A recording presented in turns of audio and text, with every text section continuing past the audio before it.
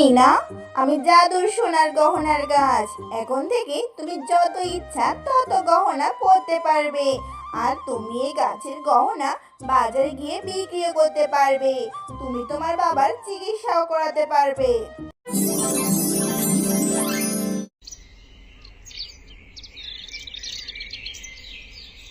কি রে মিনা, তুই আমার দোকানের সামনে দাঁড়িয়ে দাঁড়িয়ে কি করছিস? আসলে কাকিমা, তোমার দোকানের যে সুন্দর সুন্দর নেকলেসগুলো আছে না, ওই নেকলেস থেকে তো আমি চোখই সরাতে পারছি না।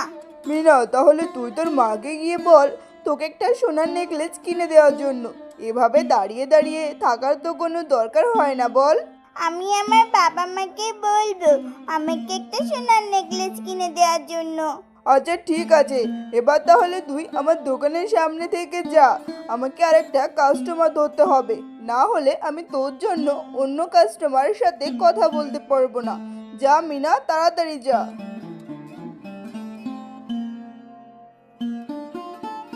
দেখ মিনা, আমার মা আমাকে কালকে সোনার নেকলেসের বাক্সটা দিয়েছে। দেখতে কত সুন্দর না বল? হ্যাঁ রে টুম্পা, তোর গহনাগুলো অনেক সুন্দর। আমি তোদের বাড়ি আসার সময় তোর মার দোকানে দেখে আসলাম অনেক সুন্দর সুন্দর গোল্ডেন নেকলেস। আমি আমার বাবা মাকে বলবো আমাকে একটা নেকলেস কিনে দেওয়ার জন্য। হ্যাঁ রে মিনা, তাহলে তো ভালোই হয়। আর অল্প কদিন পরেই তো ঈদ আসছে, আমি আর তুই গহনা পরে হাঁটবো। হ্যাঁ রে টুম্পা, আমি এখনই যাবো, গিয়ে আমার বাবা মাকে বলবো আমাকে একটা সোনার নেকলেস কিনে দেওয়ার জন্য।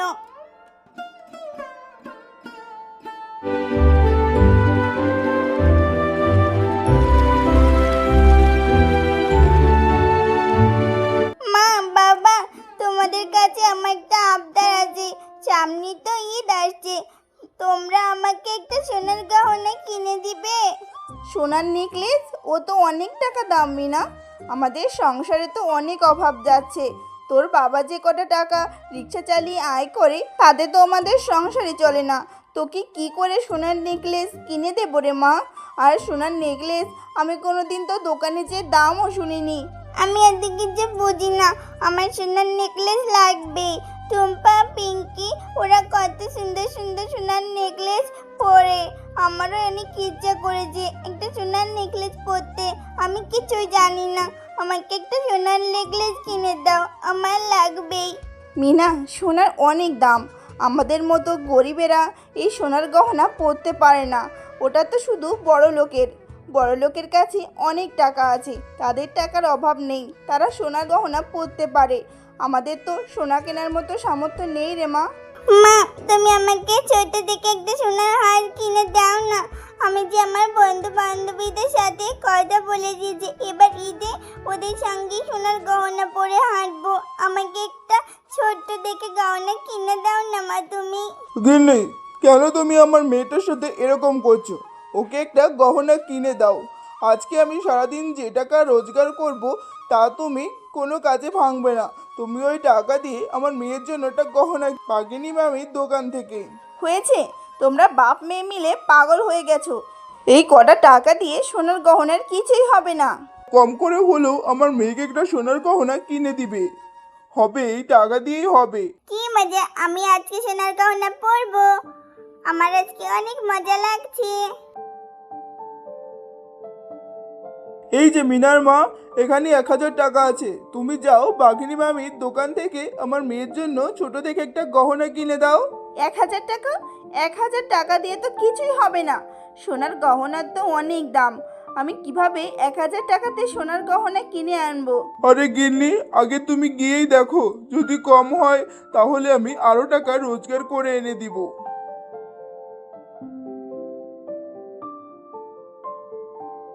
বাগিনী মামি, আমার কাছে 1000 টাকা আছে। 1000 টাকা দিয়ে তুমি আমাকে একটা সোনার নেকলেস দাও তো। ছোটোখাটো হলেই হবে, বড় সড়ো লাগবে না। আমার মেয়ে যে অনেক বাহানা করছে, সেজন্যই বাঘিনী মামি। হাসালি রে শেফালি, হাসালি। 1000 টাকা দিয়ে কিনা সোনার গহনা কিনতে এসেছিস? তোদের মতো গরিবদের সোনার গহনা পরার শখ হয় কেন? আমি বুঝি না বাপু। আমার দোকানের সর্বনিম্ন গহনার দাম 20,000 টাকা, আর যেগুলো আছে সব 20,000 টাকার উপরে। তুই আগে 20,000 টাকা একসাথে করে নিয়ে আয়, তারপর গহনা নিয়ে যাস। বাঘিনী মামি, তুমি তো জানো টয়ের বাবা যে কটা টাকা ইনকাম করে সেই কটা টাকা দিয়ে আমাদের সংসার চালাতে হিমশিম খেয়ে যেতে হয়। মেয়েটা যে অনেক আশা নিয়ে এসেছে, এবার ঈদের শেষ সোনার গহনা পরবে। তুমি আমাকে ছোট থেকে একটা গহনা দাও না বাঘিনী মামি। আরে শেফা, তোর মাথায় কি কোনো কথা ঢুকে না? আমি তো তোকে বললাম সর্বনিম্ন যে গহনাটি আছে সেটার দাম 20,000 টাকা। আচ্ছা তুই যা তো এখান থেকে, আগে 20,000 টাকা নিয়ে আস, তারপর গহনা নিয়ে যাবি। আর তুই চলে যা, কত কাস্টমার দাঁড়িয়ে আছে দেখছিস, তোদের জন্য কেউ দোকানে আসতেই পারছে না। যা তো, যা এখান থেকে। মিনা চল, এখন তো আমার কাছে অত টাকা নেই যে তোকে গহনা কিনে দেব। আমরা একসাথে অনেক টাকা গুছিয়ে তারপর তোকে গহনা কিনে দেবো রে মা। এখন বাড়িতে চল। আরে গিন্নি, চলে এসেছো? আচ্ছা দেখি আমার মেয়ের জন্য তুমি কেমন গহনা কিনে এনেছো। 1,000 টাকা দিয়ে তো কোনো গহনাই কেনা যায় না। বাঘিনী মামির দোকানে গিয়েছিলাম, বাঘিনী মামি আমাকে অনেকগুলো কথা শোনালো। বাঘিনী মামি বলল ওনার দোকানের যে ছোট গহনাটা আছে তার দামও 20,000 টাকা। আচ্ছা ঠিক আছে মিনার মা, তুমি এত চিন্তা করো না। আমি এখনই রিক্সাটা নিয়ে শহরের দিকে যাচ্ছি।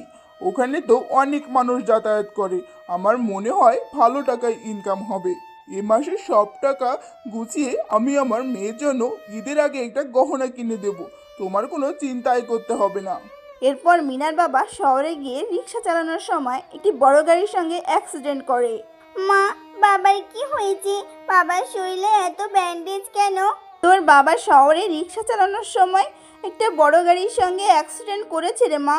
ও তো শহরে নতুন, কিছুই চিনতো না। আর এখন তোর বাবা অনেক আঘাত পেয়েছে, মাথায়ও আঘাত পেয়েছে। তোর বাবাকে যদি আমরা ঠিক সময় মতো চিকিৎসা না করাতে পারি, মাথার অপারেশন না করাতে পারি, তাহলে তোর বাবাকে আর বাঁচানো যাবে না রে মা। আমার জন্যই এমনটা হলো। আমি আর কখনো গহনার জন্য বাহানা করব না। আমার বাবা অসুস্থ হয়ে পড়লো আমার জন্য। তখন আমি তোকে বারবার বললাম আমাদের মতো গরিবদের সোনার গহনা কেনার সাধ্য নেই, কিন্তু তুই তো আমার কোনো কথাই শুনিস না। যখন যা ইচ্ছা তাই বায়না করিস। গহনা কিনে দাও বললি, এখন তোর জন্য তোর বাবা অ্যাক্সিডেন্ট করে শুয়ে আছে। সব কিছু আমার জন্য হলো। আজকে যদি আমি আমার বাবার কাছে গহনা না চাইতাম তাহলে আমার বাবা সুস্থ থাকতো। হে সৃষ্টিকর্তা, তুমি আমার বাবাকে সুস্থ করে দাও।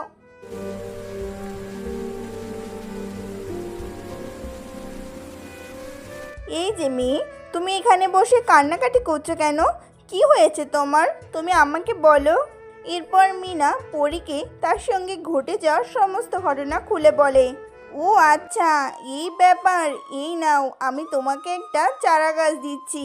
এই চারা গাছটা নিয়ে তুমি তোমার বাড়ি উঠোনে রোপণ করবে, আর তুমি যা চাইবে তারই গাছ হবে। তখন মিনা সে চারা গাছটি নিয়ে তার বাড়ি উঠোনে রোপণ করে দেয়। মিনা, তুই এটা কিসের চারা রোপণ করলি রে মা?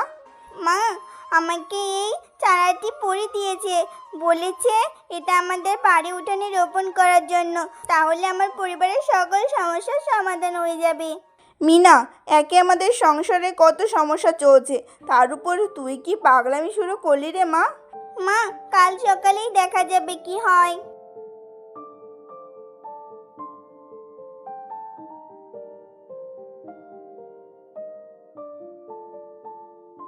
মা, তুমি দেখো, পরি আমাকে ঠিকই বলেছে যে আমাদের পরিবারের সমস্ত অভাব দূর হয়ে যাবে।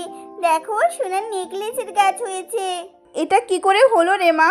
সোনার গহনার গাছ? আমি তো সোনার গহনার গাছ জীবনেও দেখিনি।